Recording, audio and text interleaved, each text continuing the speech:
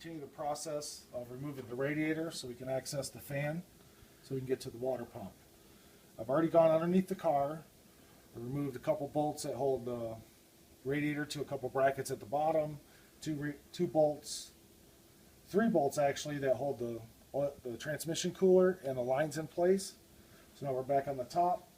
What we're going to do is we're going to use a bungee cord to hold the transmission cooler up once we get it loose. We're going to attach it here to the radiator, or the grill. Don't make it too tight. We don't want to break anything. We're going to pop the transmission cooler from the radiator, remove the vent hose. And what we have is we have these 2 plastic brackets on either side of the radiator. They're the side supports. They're 2 10 millimeter bolts. We're going to take those loose. We're going to separate those from the radiator, and the radiator should slide right up.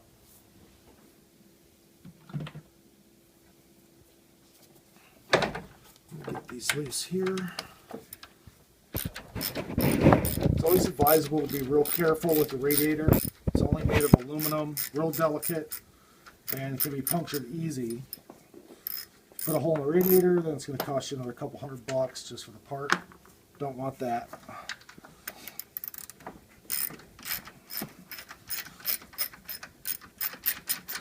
When we get it out, we'll show you the fins on the radiator where it's paper thin, so if you just brush against it, you can actually put a hole in it. It makes for good heat transfer. That's why they're designed that way. Let's lose this one's already. So now we can gently slide the radiator out. This one's not mounted typical. I'll show you in a second here once I get it out of here.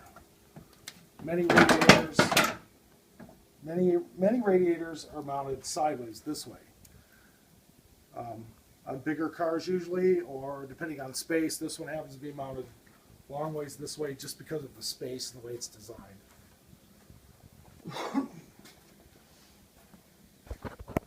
Oh, you want to show the fins. So go ahead. Here's the really thin fins. These fins in between there are just for air heat transfer. These little bars that you see going across here are the little tiny tubes that the coolant flows through. And if you just nick that, even with a tool, it'll have a hole in it, and then it's no good.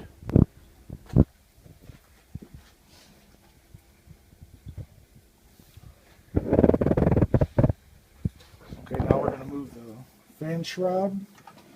That's out of the way. Around the fan here. It's a little tricky. This bracket wants to stay in place. So we'll get it out of here. There we go. We got that out of the way. Now we have access to the fan blade, and there's a real good shot of the water pump. You can see all the coolant all over the place, and the crust build up where it's been leaking for a little while. Okay, now we're ready to remove the cooling fan. We have a fan clutch wrench. They come in different sizes for different vehicles.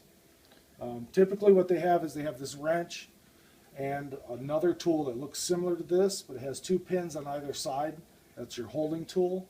That holds the water pump in place while you break the fan loose. But we're going to do it a little different, but the fan clutch removal tool, which is this wrench and the other piece, those you can usually rent from a lot of auto parts stores. Now the holding tool the 2 nipples will get into 2 of these holes here, depending on where it's positioned, doesn't matter. You use that to hold the pulley from spinning while you take the wrench and break it loose. And then you'll just spin it off by hand. Make sure you do this with the belt on. Helps to give you more tension on the pulley, and it doesn't want to move as much. So that's what we're going to do now. But we're not going to use a holding tool. We're just going to do it this way because we find this to be pretty easy for us.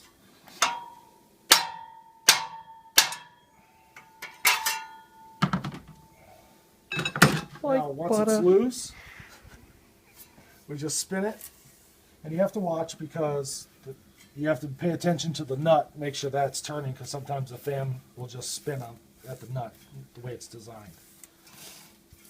Be careful not to drop it, because you can drop it on your foot and get hurt. See, I almost dropped it, or damage something. or bend a blade and it'll be out of balance. Correct. So that's the fan clutch removal. Next thing is we're going to remove the belt, and then we're going to get ready to take the water pump off. Okay, now we're going to remove the serpentine belt. One good thing to do is make sure you take a picture of it or draw it out so you know how the belt goes back on. Or some vehicles have a sticker, usually on the shield that's here. This one didn't have it, that shows you the belt routing. So we're going to be pretty good here. So what we're going to do is we're just going to take this belt off. What you have to do is find the tensioner, which is this one. You can usually tell because it'll have some, looks like a spring-loaded deal here. We're just going to get a socket. We're going to turn it in to loosen the tension off the belt. Make sure you hold it tight because it's pretty strong. Then we're just going to release the tension there, and we're going to pull the belt out of the way. Now, it looks like this belt typically would be in good shape because we don't have any cracks on the ribs. Well, there's some small ones, but nothing to worry about right now. But since this belt got covered with coolant, we're just going to replace it anyway since we have it off, and it's just a good idea. Otherwise, it may make a bunch of noise, squealing, because it's soaked with coolant. Now, to get this water pump off, we have a bunch of bolts around the side, probably about 8 or 9. We have one down here, just behind this pulley here. This is the idler pulley. Looks like it's part of the tensioner assembly, so we're going to take this bolt out and pull both of these pulleys off so we can have access to that bolt.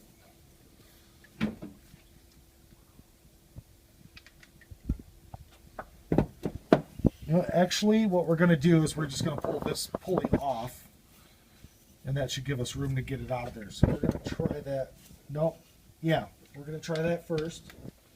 And if that doesn't give us the room we need, we're going to pull the whole tensioner off. Now, like I said earlier, we're going to use some power tools, but this is stuff that can be done by hand. But we're just using the power tools to make things easier and quicker for us. Now we have the idler pulley out of the way. We're going to grab our 13mm socket and we're going to start getting these water pump bolts out.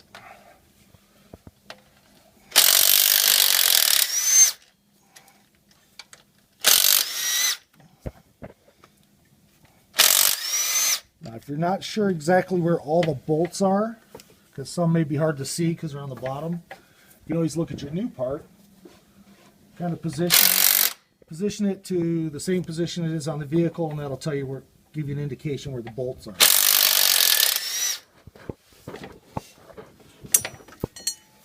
We'll be right back.